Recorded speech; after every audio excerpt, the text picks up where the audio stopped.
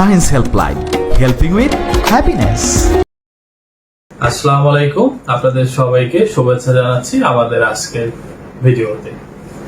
আমরা আজকে একটা ভিন্ন ধরনের বিষয় নিয়ে আলোচনা করব। আমাদের কাছে অনেকেই প্রশ্ন করেন, বিশেষ করে যখনই আমার বইগুলো পাবলিশ হয় তখনই আমাদের কাছে প্রশ্ন করে যে আচ্ছা, বই পড়ে কি উদ্যোক্তা হওয়া যায়?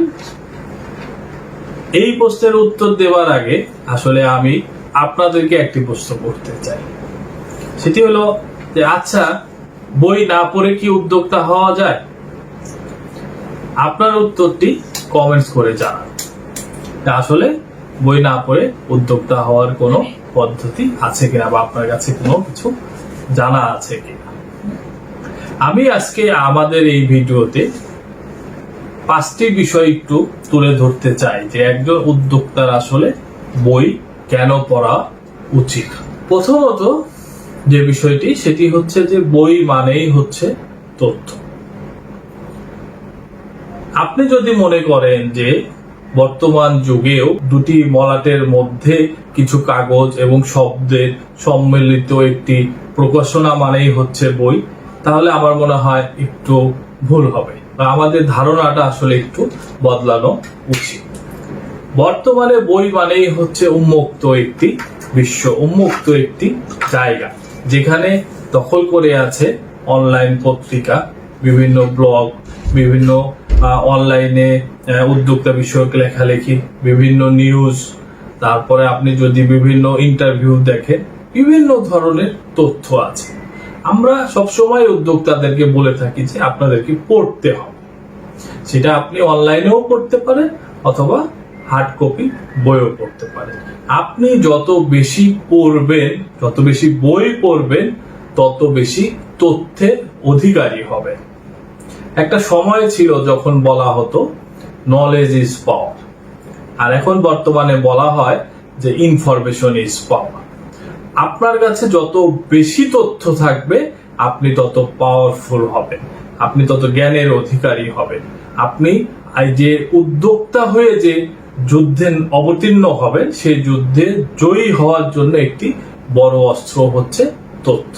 আর এই তথ্য যত বেশি আপনার কাছে থাকবে, তত বেশি আপনি সফল হবেন। এরপরে যে বিষয়টি, সেটি হচ্ছে নতুন প্রযুক্তি সম্পর্কে আপনাকে জানতে হবে। আর নতুন প্রযুক্তি সম্পর্কে আপনাকে জানতে হলে অবশ্যই পড়তে হবে, অর্থাৎ বই পড়তে হবে। আপনি যত বেশি পড়বেন, তত বেশি আপডেটেড থাকবেন, নতুন নতুন প্রযুক্তি সম্পর্কে জানবেন। আমি খুব সাধারণ একটি উদাহরণ এখানে দিতে চাই যে আমরা জানি যে বাংলাদেশের একটি বড় উদ্যোগ এবং স্টার্ট আপ হচ্ছে পাঠাও। পাঠাও প্রথমে যে মডেলে তাদের বিজনেসটি শুরু করে, অর্থাৎ রাইড শেয়ারিং বিজনেস, সেটি কিন্তু আমাদের বাংলাদেশে আগেও ছিল, কিন্তু সেটি একটু ভিন্নভাবে ছিল। আপনার যদি কখনো মাওয়াঘাট পার হওয়ার অথবা ঢাকার বাইরে যদি যাওয়ার অভিজ্ঞতা থাকে, তাহলে দেখবেন যে যেসব অঞ্চলে যাতায়াত ব্যবস্থা একটু খারাপ, সচরাচর যানবাহন যায় না, সেখানে এই মোটর সাইকেল গুলো কিন্তু দাঁড়িয়ে থাকে যাত্রীদের নেয়ার জন্য। বিশেষ করে আপনি মাওয়াঘাট পার হলেই দেখবেন যে শত শত মোটর সাইকেল দাঁড়িয়ে আছে যাত্রীদের নেওয়ার জন্য। পাঠাও যেহেতু নতুন প্রযুক্তি সম্পর্কে জানতো, কারণ বাংলাদেশে পাঠাওয়ের এই প্রযুক্তি ব্যবহারের আগেও পৃথিবীর অন্যান্য জায়গায় কিন্তু এই প্রযুক্তিটা ব্যবহৃত হয়েছে। সো পাঠাও সেখান থেকে এই নতুন প্রযুক্তিটা সম্পর্কে জেনে বাংলাদেশে আসলে সেই প্রযুক্তিটা বাস্তবায়ন করেছে, এবং তারা বাংলাদেশে একটি বড় বৃহত্তম স্টার্ট আপে রূপান্তরিত হয়েছে। সো আপনি যদি নতুন নতুন প্রযুক্তি সম্পর্কে না জানেন, তাহলে কিন্তু আপনার উদ্যোগকে আসলে খুব বেশি দূর নিয়ে যেতে পারবেন না। এরপরে যে বিষয়টি, সেটি হচ্ছে যে আউট অফ দ্য বক্স চিন্তা করা শক্তি যোগায় হচ্ছে বই। আমরা সাধারণত যে পরিমণ্ডলে বসবাস করি, যে পরিবারে বসবাস করি, যে সমাজে বসবাস করি, আমাদের চিন্তাধারাগুলো সেই সমাজ বা পরিধির মধ্যেই কিন্তু আসলে ওঠানামা করে, সেই বক্সের মধ্যেই কিন্তু সীমাবদ্ধ থাকে।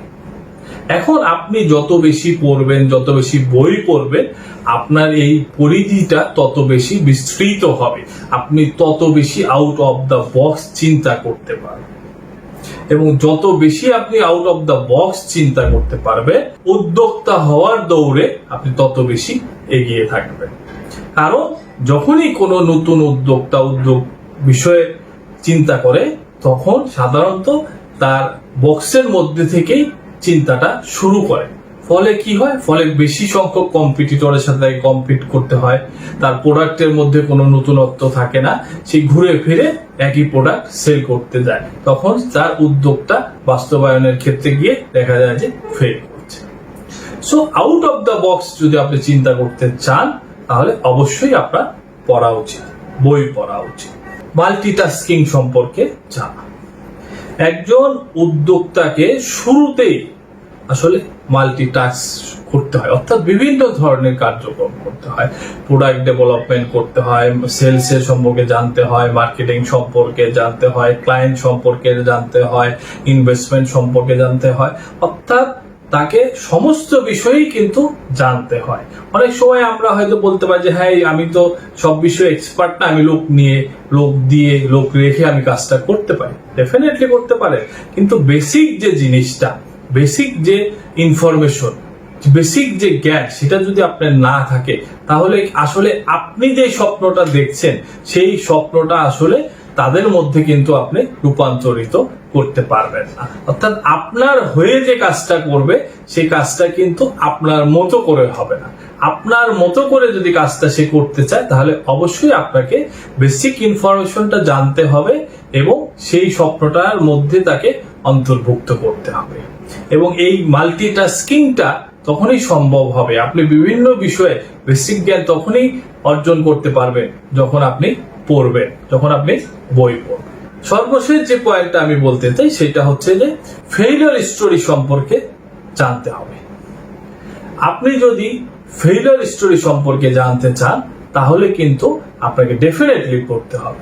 কারণ আমরা সচরাচর সফল যে উদ্যোগগুলো আছে, সফল যে উদ্যোক্তা আছে, তাদের গল্পগুলো আমরা বেশি বেশি বলতে পছন্দ করি, বেশি বেশি পড়তে পছন্দ করি। কিন্তু আপনি যদি ফেইলিওর স্টোরিগুলো পড়েন, আপনি যদি তাদের স্ট্রাগলটা পড়েন, তাহলে কিন্তু আপনি আপনার উদ্যোগ নিলে বা শুরু করলে কি ধরনের স্ট্রাগলের মধ্যে দিয়ে আপনাকে যেতে হবে, কি কারণে আপনার উদ্যোগটা ফেল করতে পারে, সেই সব বিষয়ে কিন্তু আপনি বিস্তারিত তথ্য জানতে পারবেন। বিভিন্ন অ্যানালাইসিস সেই আপনি করতে পারবেন, বিভিন্ন অ্যানালাইসিস হয়তো করা আছে, সেইগুলো আপনি দেখতে পাবেন।